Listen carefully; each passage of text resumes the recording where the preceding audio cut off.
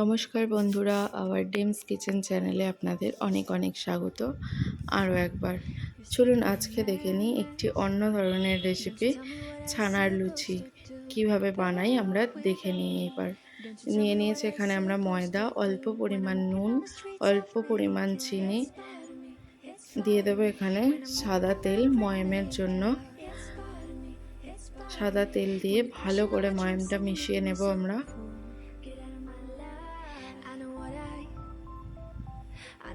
ময়ামটা মেশানো হয়ে গেলে আমরা অল্প করে জল দিয়ে এভাবে ভালো করে ডোটা বানিয়ে নেব। ডোটা বানিয়ে আমরা আধ ঘন্টা থেকে 45 মিনিটের জন্য রেখে দেব। এদিকে আমরা কড়াইতে ঘি দিয়ে দিয়েছি, দিয়ে দিলাম ছাড়িয়ে রাখা এলাচের দানা, এটাতে স্মেলটা খুব সুন্দর হবে। দিয়ে দিলাম ছানা। ছানা আমরা অনেকভাবেই খেয়ে থাকি, এভাবে অবশ্যই ছানা দিয়ে লুচি বানিয়ে দেখুন। বাচ্চারাও খেতে খুব পছন্দ করবে, আশা করি বড়দেরও খুব পছন্দ হবে। দিয়ে দেব পরিমাণ মতো চিনি এখানে, দিয়ে আমরা 5 থেকে 7 মিনিট চিনিটা গলে যাওয়া পর্যন্ত ভালো করে নাড়াচাড়া করব মিডিয়াম ফ্লেমে। চিনিটা গলে এসেছে, আমরা এখানে আবার অ্যাড করব আমুল দুধ।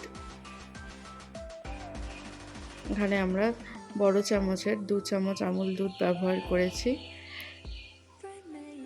ভালো করে আমুল দুধটা মিশিয়ে নেব। ভাজা হয়ে গেছে আমাদের ছানা। এখানে আমরা ছানার পুর রেডি করে নিয়েছি। লেচি কেটে নিয়েছি আধ ঘন্টা থেকে 45 মিনিট পর। দিয়ে আমরা পুর একে একে ভরে নেব।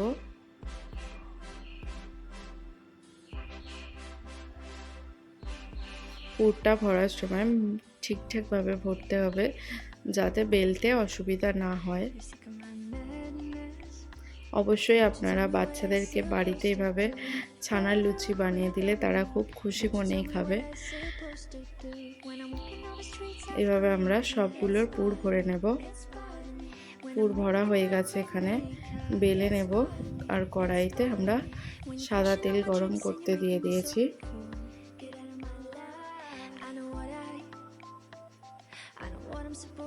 তেল গরম হয়ে গেছে, আমরা একে একে ভেজে নেব লুচি। এটা খেতে মিষ্টি জাতীয় কোনো কিছু দিয়েও খুব ভালো লাগবে, সিমুই বা বোঁদে বা আলুর দম, চানা সব কিছুর সাথেই ভালো লাগবে। এমনকি এটা শুধু খেতেও ভালো লাগবে খুবই। আপনারা অবশ্যই বাড়িতে বানিয়ে দেখুন। এইভাবে আমরা প্রতিটা লুচি লাল করে ভেজে নেব এপিট ওপিট ঘুরিয়ে। দেখুন আমাদের ভাজা হয়ে গেছে ছানার লুচি। এভাবেই তৈরি করে নেব ছানার লুচি।